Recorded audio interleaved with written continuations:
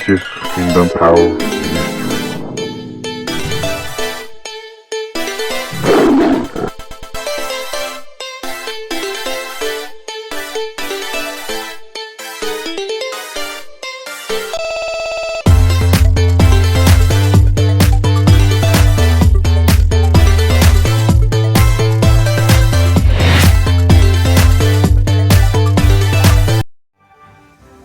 የመጀመሪያው ኃጢአት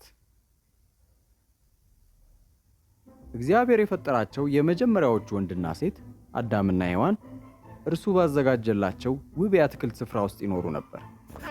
ነገር ግን ሰይጣን ተንኮለኛ እባብ ተመስሎ መጣና አዳምንና ሔዋንን ፈተናቸው።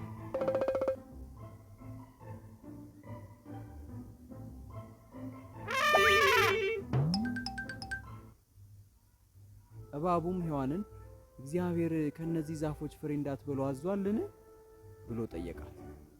ሔዋንም መሃል ላይ ካለው ዛፍ ብቻ ነው አትብሉ ያለን፣ ከእርሱ ዛፍ ከበላን እንሞታለን ብላ መለሰችለት።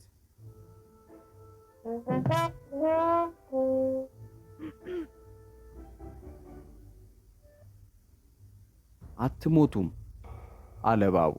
እግዚአብሔር ከዚያ ዛፍ ፍሬ እንዳትበሉ የማይፈልግበት አንድ ምክንያት አለ። ከበላችሁ እንደርሱ ትሆናላችሁ፣ እርሱ የሚያውቀውን ታውቃላችሁ።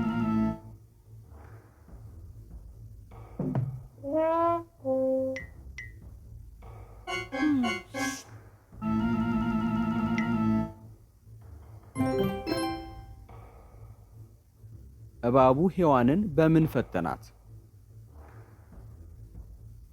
እባቡ ሔዋንን በምን ፈተናት?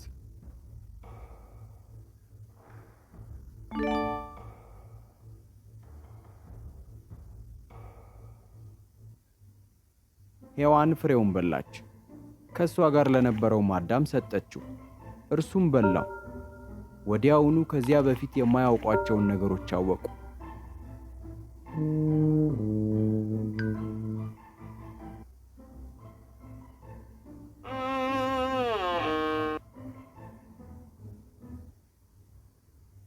አንድ ያወቁት ነገር ራቁታቸውን መሆናቸውን ነው። ራሳቸውን ለመሸፈን ቅጠሎችን አንድ ላይ ሰፍተው ለበሱ። ከዚያ በፊት ፍርሃት ወይም ሀፍረት ተሰምቷቸው ስለማያውቅ የሆነ ችግር እንደተፈጠረ ተረዱ።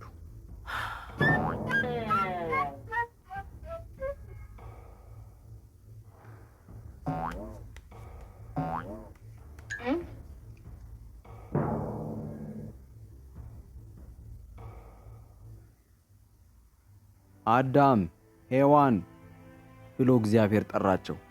ተደብቀናል አለ አዳም። ራቁታችንን ነን። እግዚአብሔርም ያንን ያወቃችሁት ከዛፉ ስለበላችሁ ነው አለ። አዘነም። ከዚያም አዳም ሔዋንን ጥፋተኛ አደረጋት። ሔዋን ደግሞ እባቡን ጥፋተኛ አደረገች።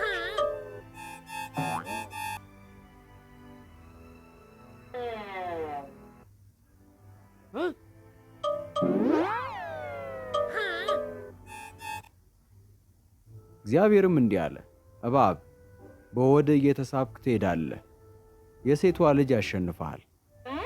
ሔዋን ልጅ ለመውለድ ጭንቀትሽን አበዛዋለሁ። አዳም ምግብ ለማግኘት ትደክማለህ አላቸው።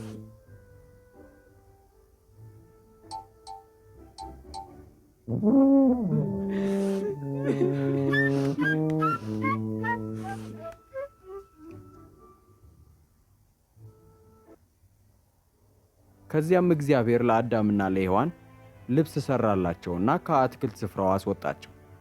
ወደ አትክልት ቦታ መመለስ እንዳይችሉ ነበልባላዊ ሰይፍ የያዘ መልአክ በዚያ አስቀመጠ።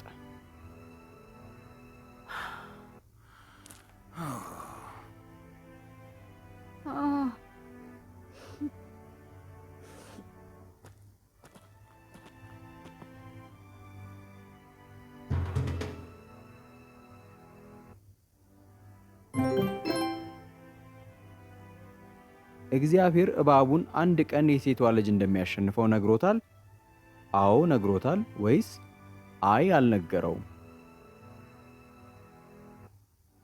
እግዚአብሔር እባቡን አንድ ቀን የሴቷ ልጅ እንደሚያሸንፈው ነግሮታል? አዎ ነግሮታል ወይስ አይ አልነገረውም።